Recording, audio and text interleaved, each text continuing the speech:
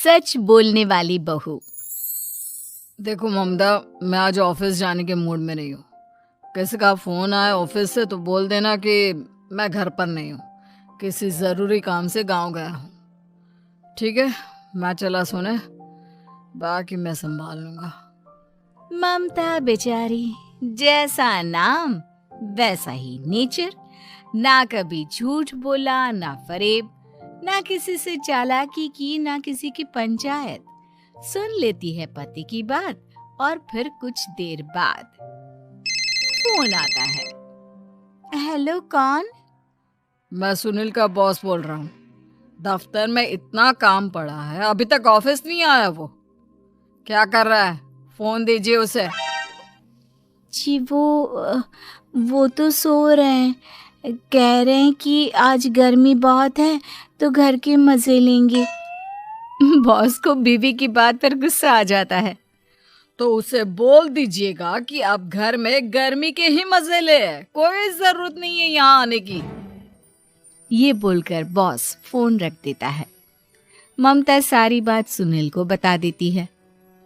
न जाने किस बेवकूफ से पाला पड़ा है, समझ नहीं आता। तुम्हारे कारण मेरी नौकरी चली गई।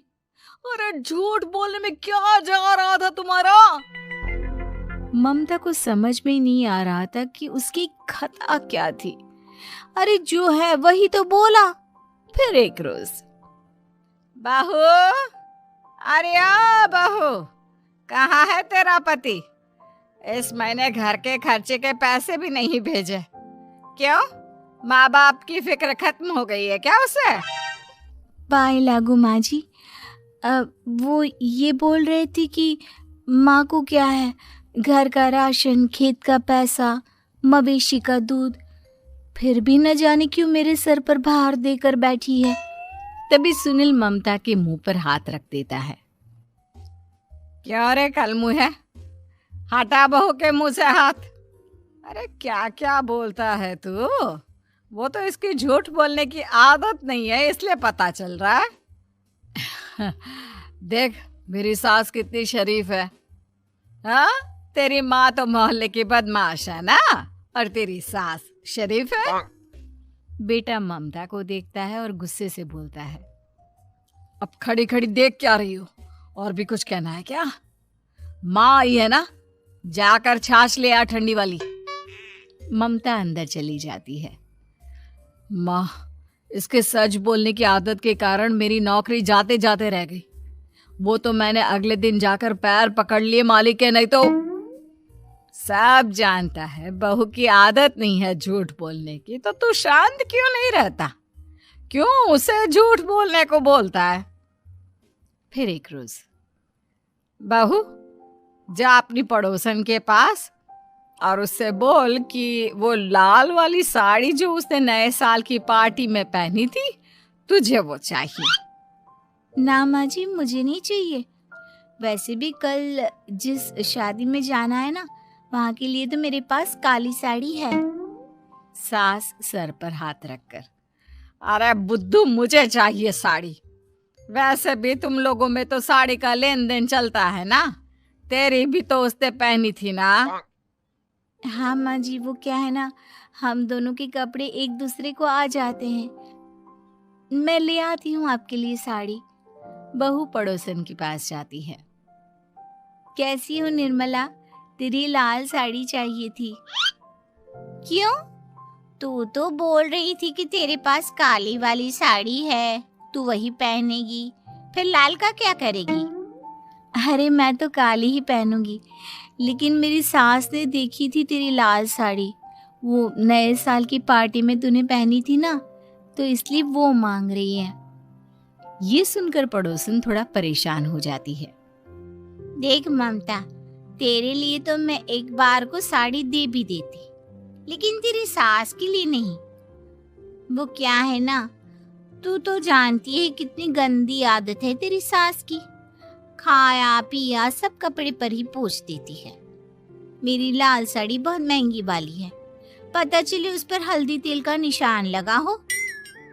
ममता घर आ जाती है खाली हाथ, ममता को देखकर। नहीं दी ना उसका लूटी ने साड़ी?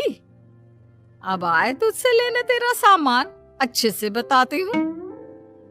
माँ जी वो क्या है ना, मुझे तो वो दे रही थी लेकिन आपके नाम पर नहीं दी। अरे किसने बोला था मेरा नाम लेने को? बोल देती तुझे पहनना है, लेकिन ना, तू तो ठहरी सच की देवी। न जाने सास क्या सोचती है और हंसने लगती है।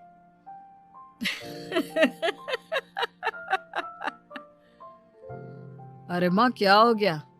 क्या सोचकर हंस रही है? याद है जब बहू को देखने गए थे? हाँ माँ सही बात है। याद आ गया कैसे मेरी सास बाजार के खाने को बोल रही थी कि ममता ने बनाया है।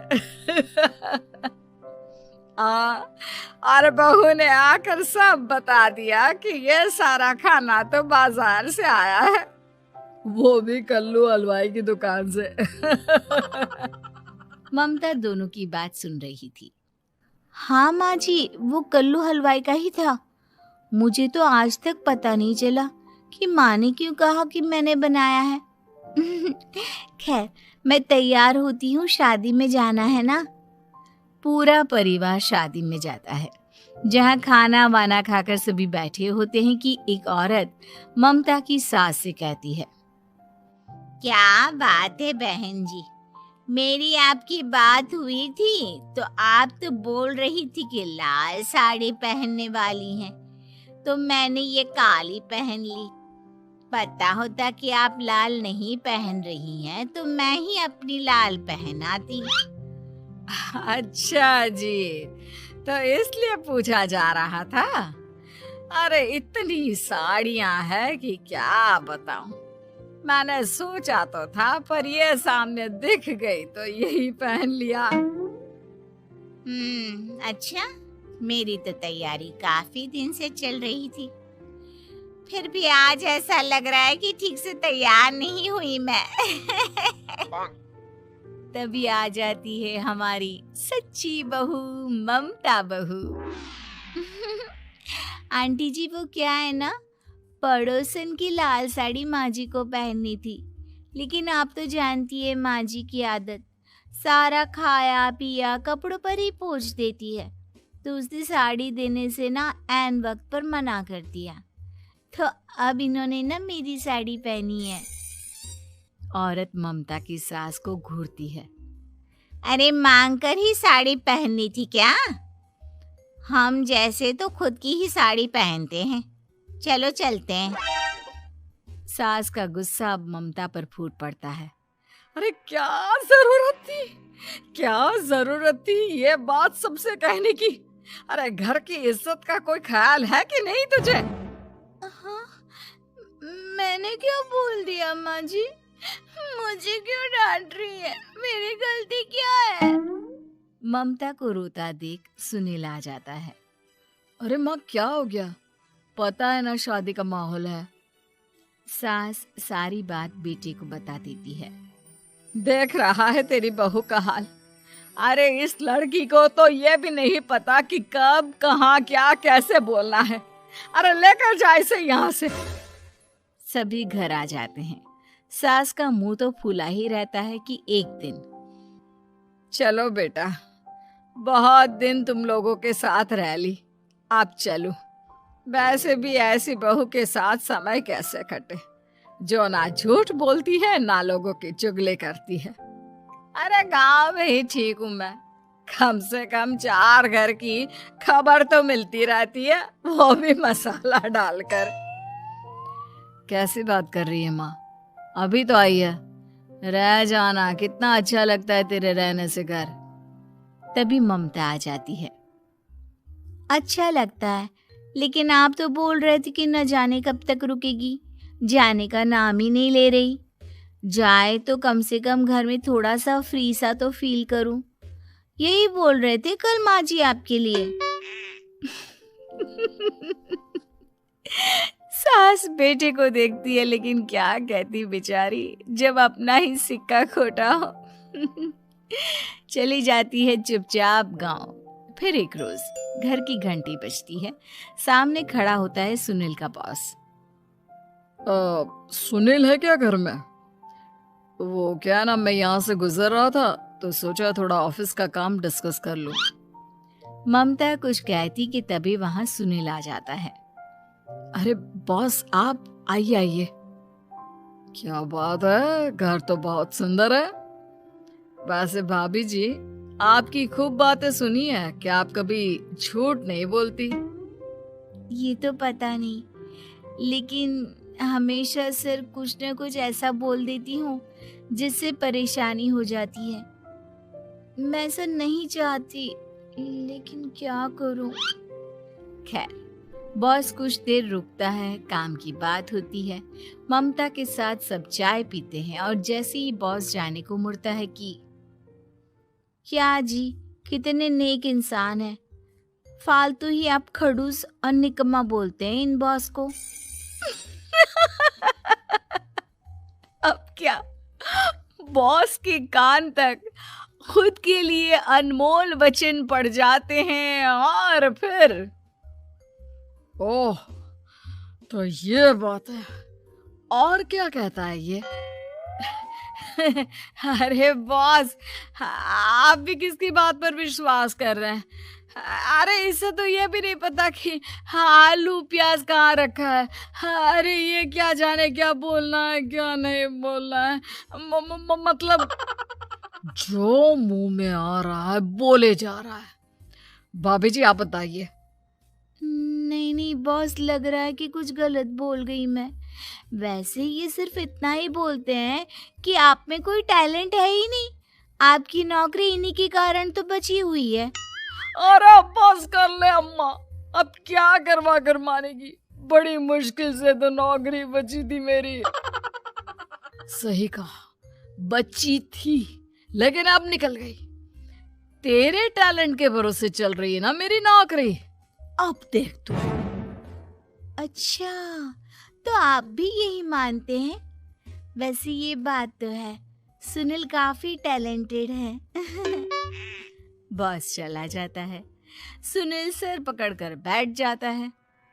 माना सच बोलना एक अच्छी आदत है, लेकिन ममता आज का समय ऐसा नहीं है। तुझे थोड़ा सा समाज को देखकर खुद को बदलना होगा, समझी? जी, मुझे तो पता ही नहीं चलता कि मैं क्या गलत कर रही हूँ। यकीन मानिए, मैं जानबूझकर नहीं करती। सुनील सोच लेता है कि वो किसी न किसी तरह अपनी बीवी के इस भोलेपन का इलाज करके रहेगा। लेकिन सवाल ये कि कैसे का जवाब अब मिल जाता है। और फिर एक रोज ममता की माँ आती है। ममता, तुझे तो पता है तेरे पापा का काम ठीक नहीं चल रहा है, कुछ पैसों की जरूरत थी, तेरे पास हो तो मदद कर दे बेटा। ममता माँ को घर खर्चे से बचाए पैसे दे देती है। पैसे देने के बाद सुनील आ जाता है। अरे सासू माँ, आज यहाँ कैसे आना हुआ? नहीं बेटा, वो ममता की याद आ रही थी ना, तो आ गई। वो क्या है ना, पता है पापा का काम ठीक नहीं चल रहा है, तो माँ कुछ पैसे लेने आई थी। क्यों? यहाँ क्या पैसे का पेड़ उगा है? अरे कौन सी माँ अपनी बेटी के ससुराल का खाती है? कोई जरूरत नहीं है पैसे देने की। वापस कर दो माँ जी पैसे और निकलो यहाँ से। आगे से यहाँ पैसे लेने नहीं आना।